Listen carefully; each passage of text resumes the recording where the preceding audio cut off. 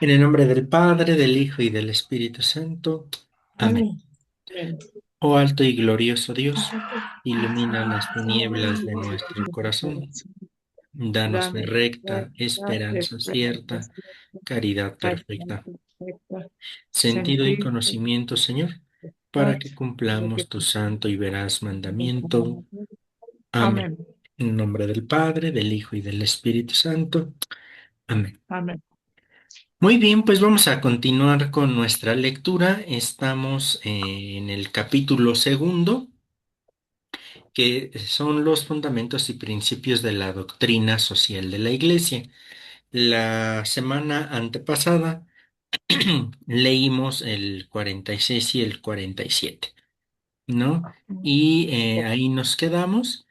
Y comenzaríamos en el 48, pero para agarrarle hilo desde que inicia el capítulo, pues vamos a retomar el mismo número 46, ¿no? Para irnos encaminando. Bien, entonces, ¿quién nos puede ayudar a iniciar la lectura de esta noche? Yo, hermanito, Adelante, Coquita, por favor. sí. Capítulo segundo. Fundamentos y principios de la doctrina social de la Iglesia. La doctrina social de la Iglesia es una realidad viva, en diálogo con la historia, las culturas y las ciencias, y al mismo tiempo conserva un núcleo de verdad que no declina.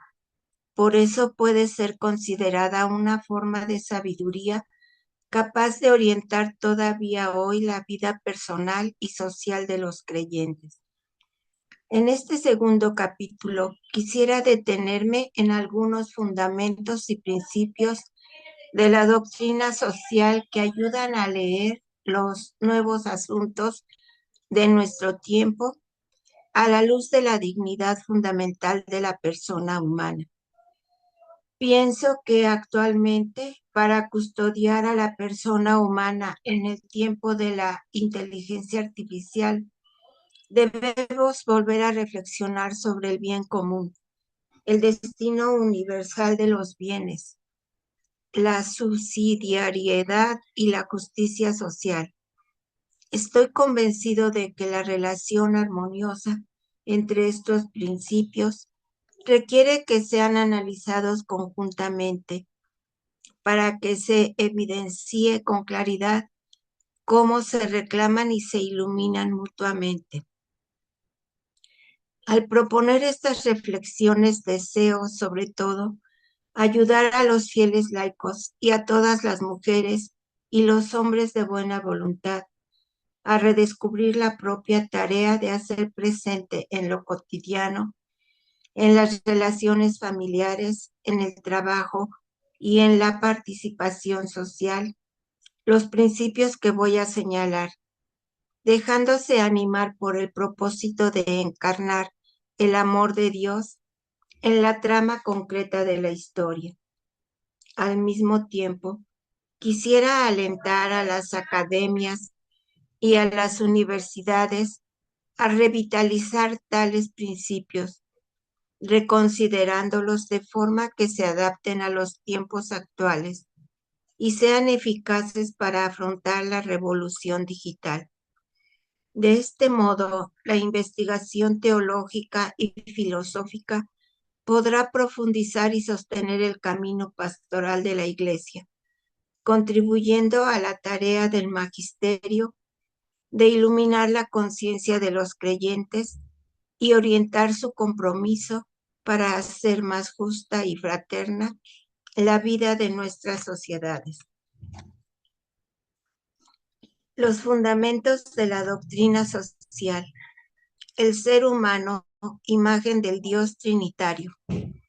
La doctrina social de la Iglesia nos conduce al corazón mismo de nuestra fe, el misterio del Dios viviente, revelado en Jesucristo como comunión de personas, Padre, Hijo y Espíritu Santo, amor en relación, que se da recíprocamente y se comunica al mundo, como recuerda el concilio El ser humano está llamado a la comunión con Dios y no puede encontrar su propia plenitud si no es en la entrega sincera de sí mismo. Su vocación más profunda es la de entrar en el movimiento trinitario del amor recibido y compartido. Si el misterio de Dios amor es la fuente de la doctrina social, su rostro más concreto lo contemplamos en Jesucristo, Verbo encarnado. Haciéndose hombre, el Hijo de Dios entra en la historia y en nuestra carne, trayéndonos el amor que lo une al Padre y al Espíritu Santo. El misterio del hombre solo se esclarece en el misterio del Verbo encarnado, porque su humanidad es plenamente libre, abierta a los demás, capaz de construir relaciones solidarias y preciosas, y entregada al don total de sí. Quien cree en él está involucrado en la gran obra de renovación inaugurada por el misterio de su pasión, muerte y resurrección, y coopera en la edificación del reino de Dios, aprendiendo a acoger a toda mujer como hermana y a todo hombre como hermano, hijos de un mismo Padre. Así, tanto el anuncio como la experiencia cristiana, guiados por la acción del Espíritu Santo, tienden a generar en el mundo consecuencias sociales. En el centro de la visión cristiana del ser humano está la gran afirmación según la cual el hombre y la mujer son creados a imagen y semejanza del Dios Trinitario. Cada persona hecha constitutivamente para la relación es pensada y querida por Dios para entrar en una historia de comunión con Él, con los demás y con la creación.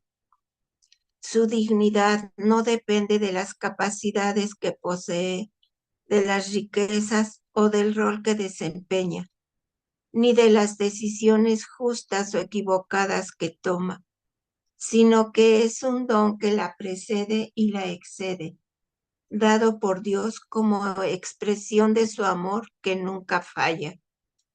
Por eso, la persona humana permanece siempre como el camino primero y fundamental de la Iglesia y el corazón de toda auténtica vía de desarrollo humano integral.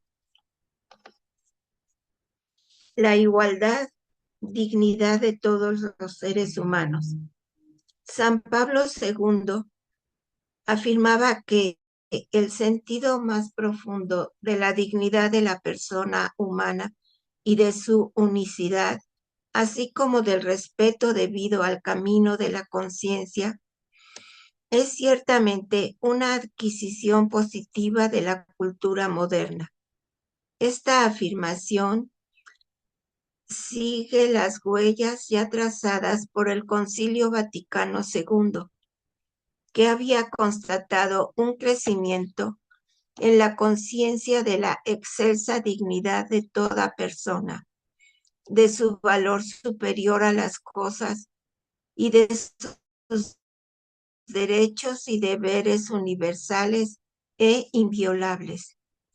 Es importante vigilar para que este crecimiento en la conciencia de la dignidad humana no sea ofuscado bajo la presión de nuevas ideologías o de determinados intereses de gran poder en el mundo de hoy. Entre estas ideologías considero particularmente insidiosa la que sugiere que toda persona debe, deba ganarse o justificar su propio valor hasta el punto de atribuir mayor valía a quienes son más eficientes y productivos. En semejante perspectiva, la persona termina reduciéndose a un medio para obtener resultados, a un recurso para ser usado y explotado, y no es reconocida como fin en sí misma, jamás instrumentalizable, pero el valor de la persona no depende de lo que realiza o produce.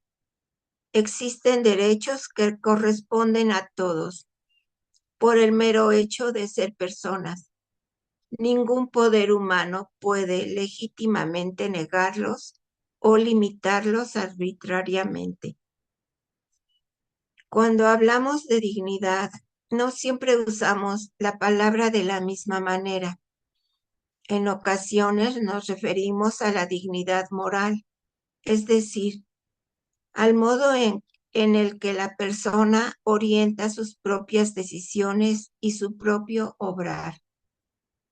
Otras veces pensamos en la dignidad social, es decir, en las condiciones de vida de la persona y en el respeto concreto que le es reconocido por la sociedad. En otros casos indicamos la dignidad existencial, que alude al modo en el que una persona percibe el valor de sí y de su propia vida. Estas dimensiones de la dignidad pueden crecer o disminuir, pero más allá de estos significados hay un nivel más profundo, el más importante, que consiste en la dignidad ontológica. Es la dignidad que pertenece a todo ser humano simplemente por el hecho de existir, de haber sido querido, creado y amado por Dios. Ningún pecado, ningún fracaso, ninguna humillación, ninguna exclusión puede afectar el valor profundo de una vida humana que Él ha querido y llamado al ser. Por lo tanto, la dignidad fundamental de cada persona no se adquiere, no debe ganarse, ni necesita ser demostrada. La reciente declaración Dignitas Infinita ha ofrecido una síntesis de las convicciones de la Iglesia sobre este tema. Una dignidad infinita que se fundamenta inalienablemente en su propio ser, le corresponde a cada persona humana, más allá de toda circunstancia y en cualquier estado o situación en que se encuentre. Es decir, siempre e ineludiblemente. Esta dignidad de todo ser humano puede definirse infinita, como dijo San Juan Pablo II, por dos razones. Porque es infinito el amor de Dios que lo llama a la amistad con Él, y porque es absolutamente incondicionada en el sentido de que, aun buscando hasta el infinito, nunca se encontrará nada que pueda suprimirla o negarla. El altísimo valor de los derechos humanos. La Iglesia reconoce con gratitud que el movimiento hacia la identificación y la proclamación de los derechos del hombre es uno de los esfuerzos más relevantes para responder eficazmente a las exigencias imprescindibles de la dignidad humana. Y como afirmó San Juan Pablo II, la Declaración Universal de los Derechos del Hombre, proclamada por las Naciones Unidas el 10 de diciembre de 1948, continúa siendo en nuestros días una de las más altas expresiones de la conciencia humana. Esta es una piedra miliar en el camino del progreso moral de la humanidad. Por eso, en la perspectiva cristiana, los derechos humanos no son un añadido externo a la persona, sino una traducción histórica de su dignidad intrínseca, que la comunidad internacional está llamada a tutelar y promover. Los derechos humanos son inviolables porque son inherentes a la persona humana y a su dignidad. En consecuencia, son universales e inalienables, precisamente porque están fundados en la común dignidad de todo hombre y de toda mujer.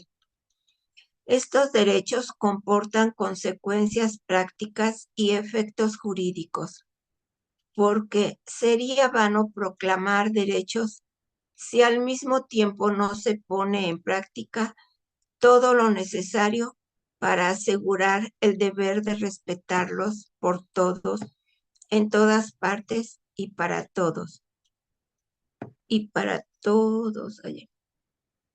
Tiempo no se pone, ay Dios, entre estos,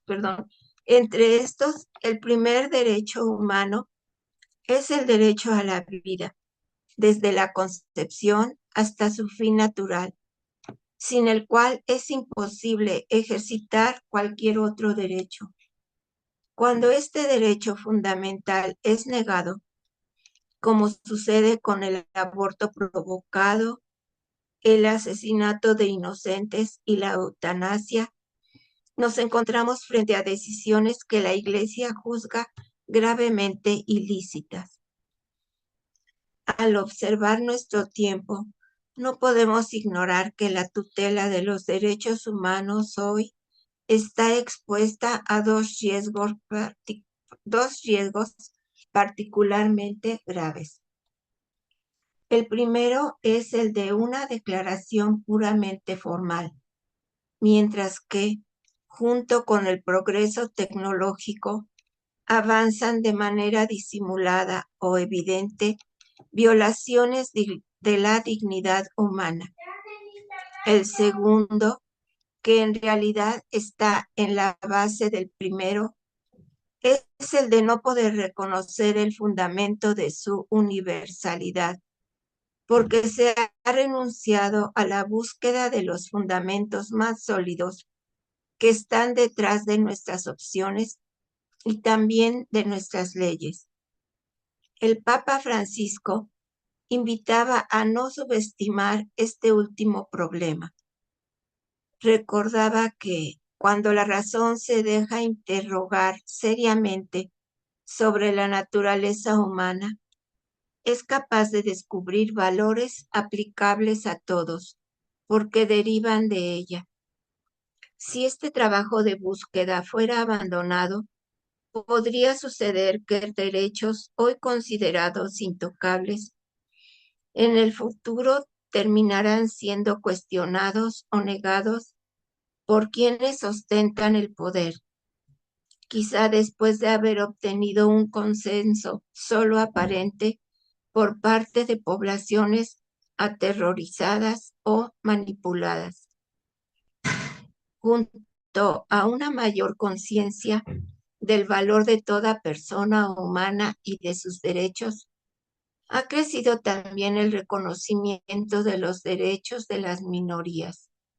Sin embargo, todavía hay mucho camino por recorrer para que los derechos de una gran parte, por ejemplo, los de las mujeres, estén realmente garantizados en todo el mundo.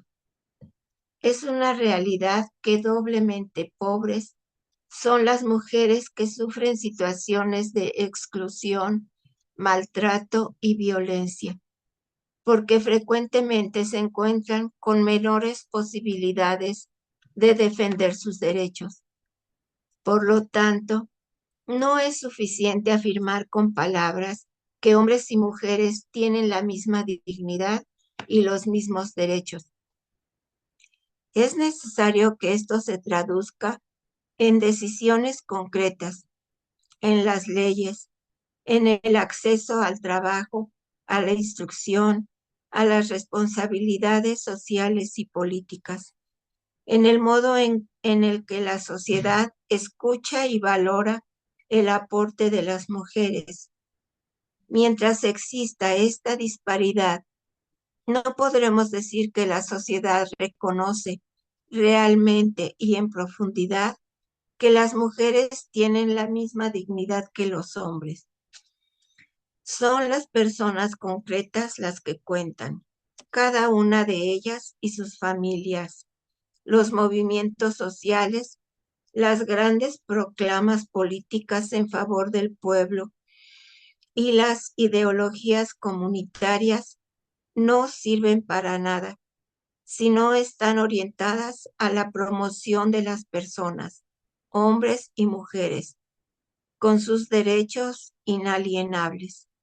Del mismo modo, no basta con exaltar la libertad individual o la iniciativa privada si después se acepta que una multitud de personas siga viviendo sin un trabajo digno, sin tutelas y sin acceso a los bienes fundamentales. Los principios de la doctrina social, Nos el detenemos un principio momentito, del bien Copita, por común. favor. Sí. ¿Alguna idea que quisieran rescatar? Ya, que viene es como un apartadito mayor. Entonces, vamos a detenernos aquí un momento en los fundamentos y principios de la doctrina social de la Iglesia. Y pues el primero es el ser humano, imagen del Dios Trinitario. Esto también ya ustedes recordarán, lo habíamos estudiado, ¿no? Que de hecho para muchos de nosotros fue novedoso el que entendiéramos que el hombre no solo es imagen de Dios Padre, sino que es imagen de Dios Ujú. Trino y Uno, ¿no? Que fue un dato que, bueno, a partir de la lectura que hacíamos, se nos refleja. Esto toda vez también algo que en otros momentos les he insistido, ¿no? Cuando nosotros decimos Dios, normalmente nos estamos refiriendo pues a Dios Padre, consciente o inconscientemente, ¿no? Esto ya lo hemos dicho, lo he dicho varias veces. Porque cuando nos queremos referir al Hijo, pues tal cual decimos, ¿no? Dios Hijo, Jesús, Cristo, no sé, cualquier denominación con la cual le llamemos a la segunda persona. Y cuando nos queremos dirigir al Espíritu, pues también, ¿verdad? Tal cual, Espíritu Santo. Entonces, esto nos dice o nos recalca nuevamente algo que ya hemos estudiado nosotros. Se trata del hombre a imagen de Dios, pero trino y uno. Recuerden esto, que también aquí en estos numerales que acabamos de leer, nos recuerda que parte de esto también es en cuanto que ahorita lo va a retomar más hacia adelante, pero hacia el bien común, ¿no? O hacia la solidaridad en el mismo género humano, que básicamente por ahí es por donde se mete, ¿no? En otras palabras, pero básicamente por ahí está expresado, ¿no? Esto que también ya habíamos estudiado. ¿Por qué a la iglesia se le obliga, y en el buen sentido obligar, se le obliga a formar comunidad o comunidades? Porque la Trinidad en sí misma es una comunidad. Y tan interesante desde ahí es rastrearlo, porque nuestro dogma indica un solo Dios, pero tres personas distintas, ¿no? Ahí radica muy fuerte para nosotros eso. ¿Por qué? Porque, bueno, nosotros no solo somos tres, somos millones y millones de personas, ¿no? Pero que al mismo tiempo no son una misma y genuina humanidad. Que aquí se nos recuerda también otra cosa que ya habíamos estudiado en otro documento, ¿no? Que es el de la dignidad infinita y los tipos de dignidad, ¿no? Entonces, esto aquí va a estar bien presente porque vamos a irlo entendiendo justamente. En cuanto a imagen del Dios uno y trino, estamos llamados a la comunión y a respetar nuestra dignidad. Y a mí me parece algo bien interesante, aquí lo subrayé, déjenme ver. Mm, ajá, en el número 52, ¿no? Me resulta interesante, regreso aquí al 52, y aquí. eh, esto que, bueno, vuelvo a decirlo, ya lo habíamos revisado en otro texto. Ay, no sé, subrayo en el otro texto que es de dignidad infinita del Dicasterio para la Doctrina de la Fe, ¿no? Los tipos de dignidad, etcétera. Pero permítanme subrayar. Bueno, esta es como la idea general, pero esto, ¿no? esta dignidad que pertenece a todo ser humano simplemente por el hecho de existir, de haber sido querido, creado y amado por Dios, ¿no? Ningún pecado, ningún fracaso, ninguna humillación, ninguna exclusión puede afectar el valor profundo de una vida humana que Él ha querido y llamado al ser, ¿no? Que esto, pensado de alguna manera fríamente, puede resultar muy complejo a veces de entender, porque humanamente nos queda la problemática disyuntiva de, y entonces aquellos que de plano se dedican a hacer el mal también tienen esta parte. Pero que de ahí va partiendo de un pensamiento a veces como muy de retribución. Me porté bien, pues que me vaya bien. Me porto mal, pues que me vaya mal. Pero ojo, porque fíjense, estamos hablando aquí, por eso insistía en la dignidad infinita o en este documento, porque aquí, ojo, estamos hablando de la dignidad ontológica, ¿no? El mismo texto nos dice, hay otros tipos, bueno, no otros tipos, sino otras formas de entender la dignidad o tipos, si ustedes, ¿no? La existencial, la moral. ¿No? La social, que estos tipos de dignidad, acuérdense, los leíamos desde el otro documento, estas sí se pueden ver trastocadas. Estas sí, ¿no? La ontológica no en cuanto a criaturas de Dios, pero la social, la existencial, estas sí se pueden ver trastocadas. Más allá de la problemática que pueda expresar, en nuestro caso, vamos a ponerlo en nuestro caso, que intentamos mantener una vida hasta donde se puede sin pecado, porque yo creo que todos intentamos eso, ¿no? Hasta donde se puede, vuelvo a decirlo, ¿verdad? Entonces, intentamos esta vida de no pecar. Y esta frase parece, nos tiene que, de alguna manera, tranquilizar un poco. Ningún pecado, ningún fracaso, ninguna humillación, ninguna exclusión puede afectar el valor profundo de, y lo podemos decir en sentido propio, de mi vida humana que Dios ha querido y llamado al ser, ¿no? Vuelvo a decirlo desde nuestra perspectiva de que, claro, podemos cometer pecado, ¿no? Pero que aún con ello, conscientes de tenemos esto. Y esto va también, lo enuncio así, por lo que veíamos la semana pasada en nuestro tema, ¿no? Acuérdense, la opción fundamental o el proyecto fundamental, que yo les insistía mucho y aprovecho aquí para retomarlo, ¿no? Si como proyecto fundamental tenemos a Dios, y entiéndase aquí, recuerden, Dios en este sentido significa realización personal nuestra, realización humana, auténtica, etcétera, ¿no? Entonces, en ese caso, podremos equivocarnos, pero nuestra opción fundamental, que es Dios, no cambia.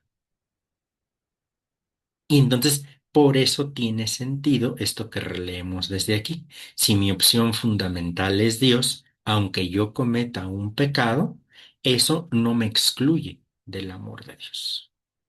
Claro, aquí ya tendremos que hablar también del sacramento de la reconciliación, de un adecuado y verdadero arrepentimiento y bueno, todas estas características, ¿no?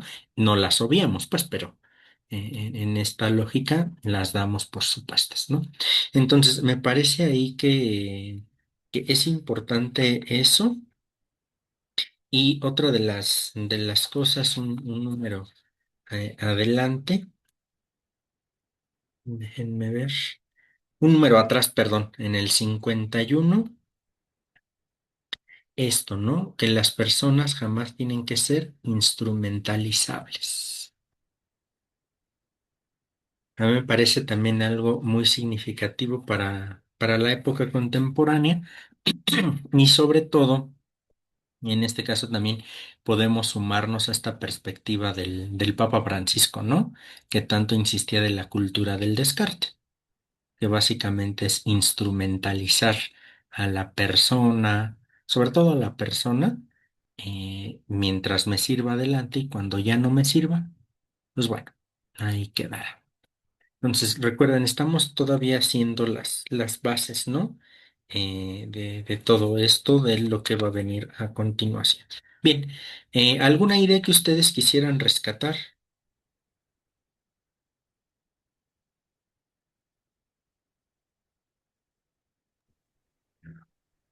Yo, hermano. Sí, adelante, Vicky. Fíjate, hermano, que es un poquito medio complicado, ¿verdad? Hablar de, ahorita estamos escuchando, ¿verdad? Lo que escribió Juan Pablo II, y Ujú. estamos hablando hace cuántos años lo hizo, ¿no? Y entonces, hoy en día, si la gente ya no sirve en algún trabajo, la despide. Contratan a una persona con menor sueldo, no les interesa si tiene o no tiene la experiencia. Lo importante es que dé a ganar dinero a la empresa, no importa el conocimiento también, y lo que necesitan ellos pues es que produzcan. Y entonces yo había notado que la persona sea un medio para obtener resultados nada más, ¿no? Que es lo que viene en la página, ¿no? Es lo que interesa nada más. Que dé resultados, que trabaje, que se mueva, que sea movido, ¿no? ¿No? Ya muchas veces ya la experiencia ya no interesa. Interesa que se le pueda pagar menos, no pagar de lo justo, sino que cobre menos y que dé resultados. Entonces ahí es a donde pues ya hay una desigualdad total de cómo se ve a la persona. Me llamó también muchísimo la atención de la manera tan hermosa en la que nos ve Dios. Él es el eterno enamorado del ser humano y Él, seamos lo que seamos, pues la misericordia de Él es grande para con nosotros, pero en cuanto con las personas, pues difiere mucho de cómo nos ve Dios a cómo nos vemos como comunidad, ¿no? O en ocasiones ni siquiera hemos aprendido a hacer comunidad con nadie, ¿no? Primero soy yo, después soy yo y al final, pues soy yo. Igualdad total, la verdad. Entonces, yo creo que desde ahí viene el que hagamos tanta distinción como sociedad con las personas. No pensamos ni siquiera en ayudarlas, sino pensamos a ver qué obtenemos de eso. Entonces, esto me llamó mucho la atención, ¿verdad? Ese es mi compartido. Gracias, Vicky. Sí, esto que va inscribiéndose en una perspectiva de razón instrumental, ¿no? Justamente por esto de la, sí, pues sí, de instrumentalizar al hombre, que como bien dices, ¿no, Vicky? Ya, si alguien ya no sirve para determinado trabajo, pues tan fácil es lo despido y contrato a alguien con mejores aptitudes para el trabajo, ¿no? Y entonces efectivamente ahí está una complicación, que incluso la idea es también releer nuestra realidad social. Claro, todo esto nos va encaminando hacia la inteligencia artificial, ¿no? Porque esta revolución de la inteligencia podemos de alguna manera también releerla desde la famosa industrialización, ¿no? Donde todo era literalmente mano de obra y que con la industria o la industrialización se empezó a sustituir la mano de obra humana por máquinas, ¿no? Y en todo este boom de la inteligencia artificial, yo creo que todos hemos escuchado, ¿verdad? Que ya, y entrecomillado mucho, muchas profesiones ya fueron, porque ya la inteligencia artificial ya lo hace. Incluso en algunas universidades, bien o mal, ya están proponiendo una forma de enseñanza con la inteligencia artificial. Ya los profesores pasaríamos a un segundo término, ¿no? Únicamente como asesores, ahí sí se ofrece. Pero ya todo lo iría haciendo formal, básicamente la inteligencia artificial.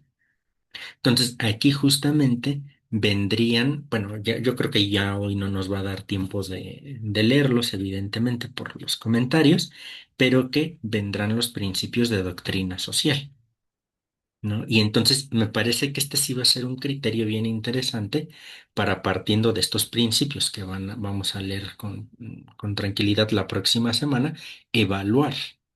¿No? Si tal propuesta que tiene como base la inteligencia artificial está a favor o en contra del bien común, ¿no? Y así en cada uno de estos principios de la doctrina social, y que desde ahí pues podríamos ir nosotros analizándolo, ¿no? Porque en esta lógica de la instrumentalización, ¿no? Hay muchas empresas, seguramente ustedes lo saben, que van dando contratos por meses, ¿no? Y la idea, ¿cuál es? que no se genere antigüedad. ¿Por qué? Pues porque ya después viene, bueno, la famosa pensión anteriormente, porque ya ven que hoy es supuestamente lo que uno logre juntar y con eso uno se las tiene que arreglar, ¿no? Pero justamente todo esto, ¿no? Si todas estas políticas parten de un bien común o en realidad del interés de pocos a costa del de muchos, ¿no? Que, híjole, eso es bien, bien, bien complejo.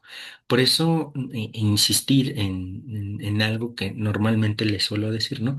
La teología, la fe, debe decirle algo a la esfera pública, a la esfera social, y no limitarnos a lo intimista, ya no íntimo, intimista de la experiencia religiosa, ¿no? Sino dar ese salto de calidad, ¿no?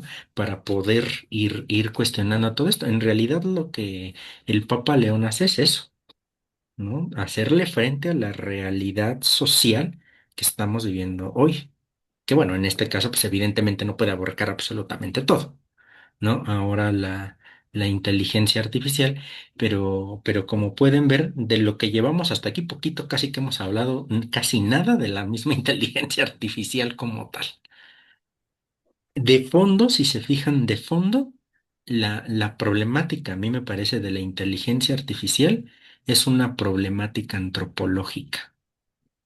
Es decir, cuando para algunos pensamientos o incluso podríamos decir ideologías, el hombre tal cual es ya no es suficiente, ¿no? Y entonces necesita algo más que el hombre o la mujer, digo de manera genérica, ¿no? Algo más que el hombre para poder hacer algo importante. Y eso sí está bien complejo. ¿No? Eso sí está bien complejo, porque con ello, de alguna manera, sería negar no solo la dignidad humana, la humanidad en sí misma, ¿no? Que bueno, una va junto con la otra, ¿no? Van junto con pegado, pues, pero en este caso sería negar la misma humanidad en favor de un simple progreso. Y ojo con esto, no estoy diciendo que el progreso esté mal. Si no hubiese progreso, no estaríamos aquí. Lo hemos dicho otras tantas veces, ¿no? Pero ¿a costa de qué?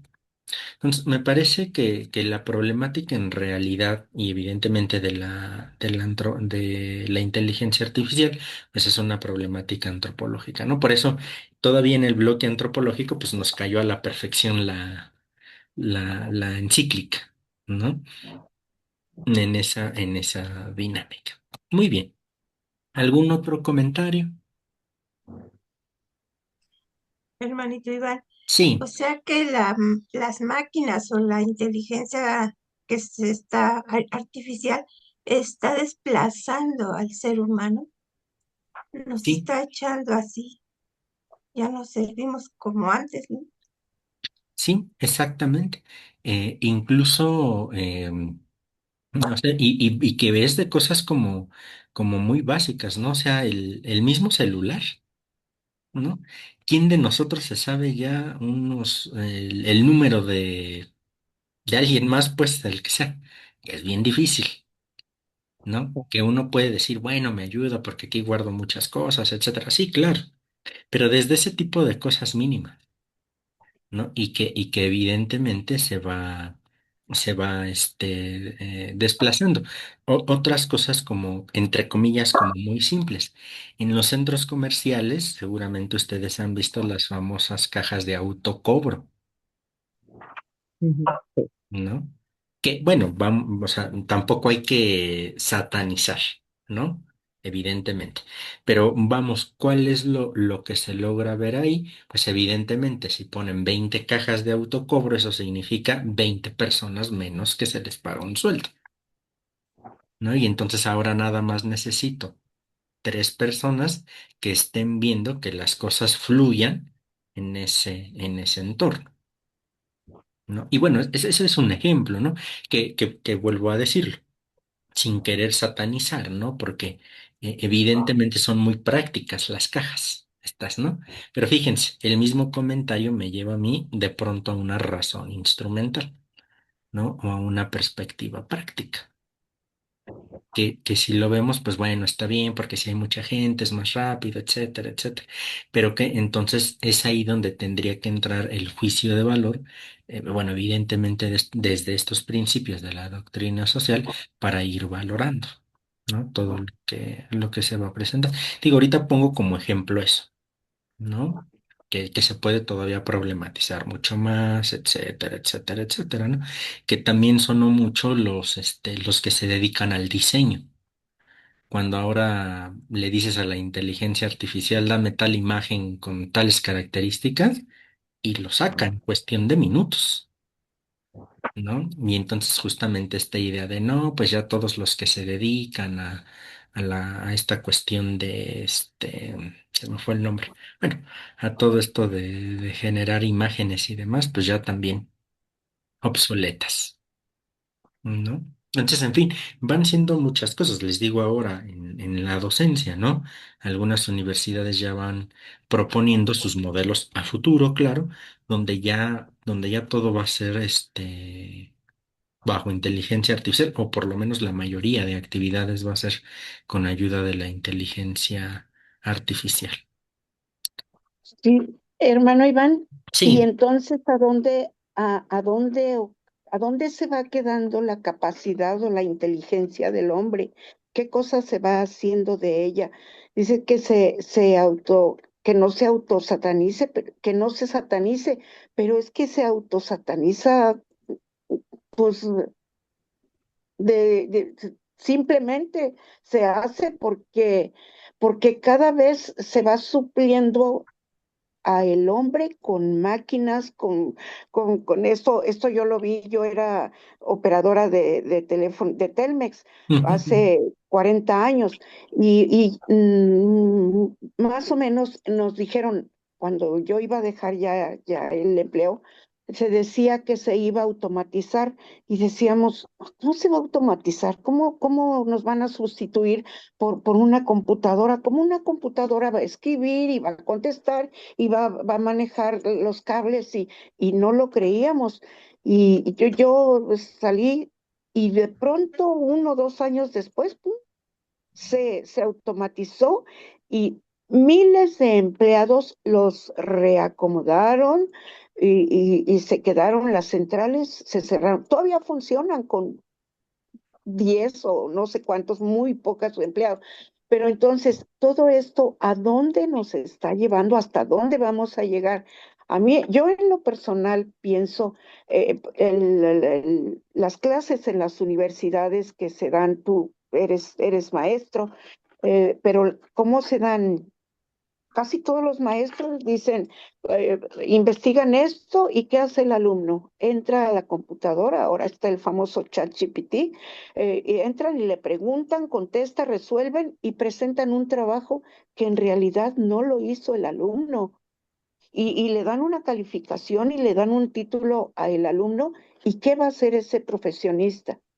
Simplemente, pues simplemente no sabemos qué hacer ya con tanto profesionista, en qué se ocupa, qué vamos a hacer, de qué vamos a vivir, de qué van a vivir.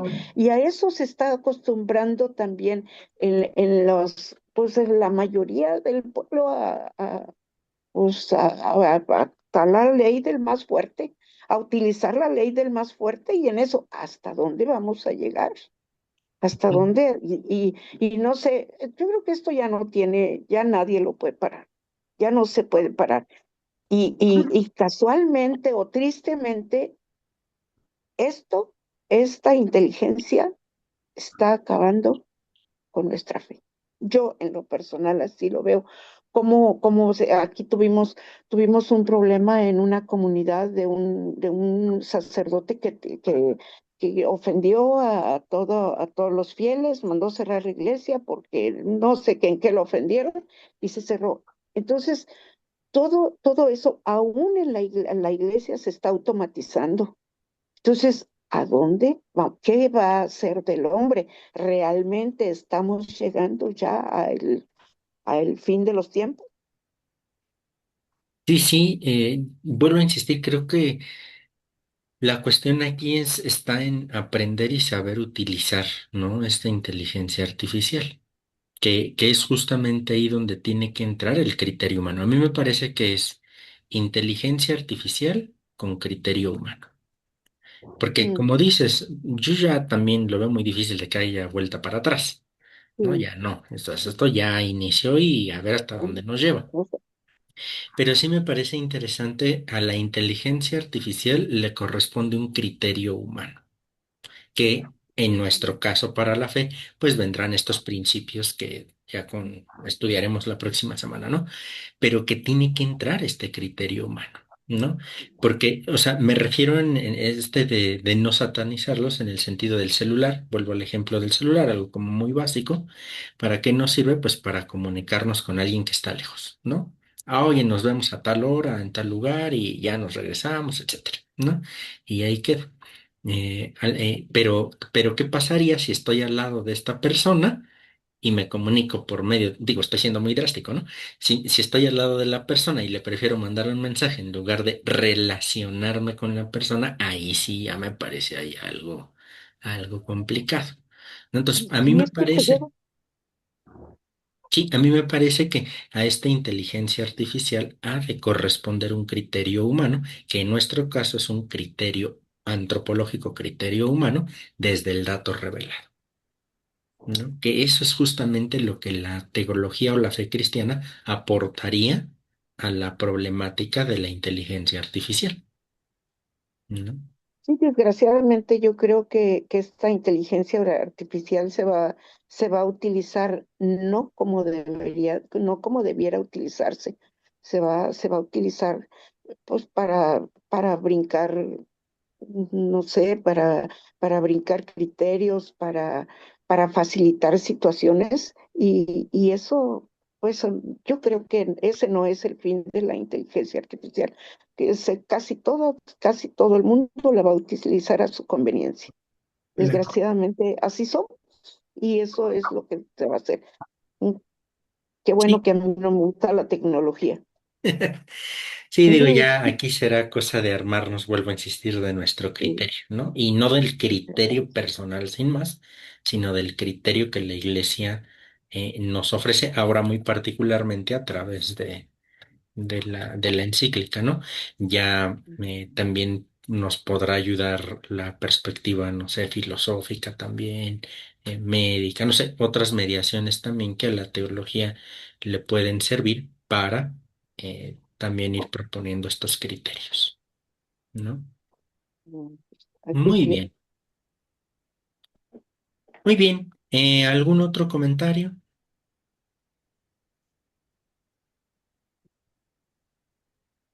Bien, pues si no hay otro, dejamos hasta aquí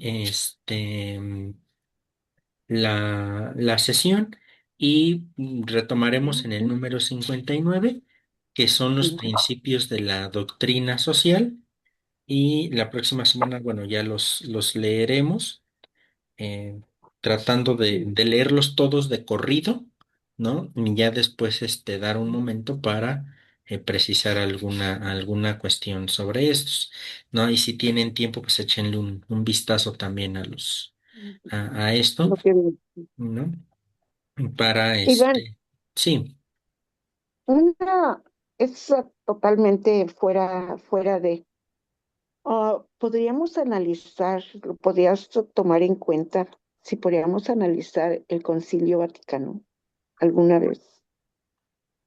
ah, sí, nada más que es toda una tarea titánica para todos los documentos Sí, del concilio, no, sí, no pero la semana que entra terminando pero pues para que lo aquí es, pues es que pues lo estoy leyendo y así como que podríamos no sé, dices tú que si es una tarea, tú que estás más centrado en esto, sí, que es una tarea titánica, pero estoy sí, pues claro, considéralo.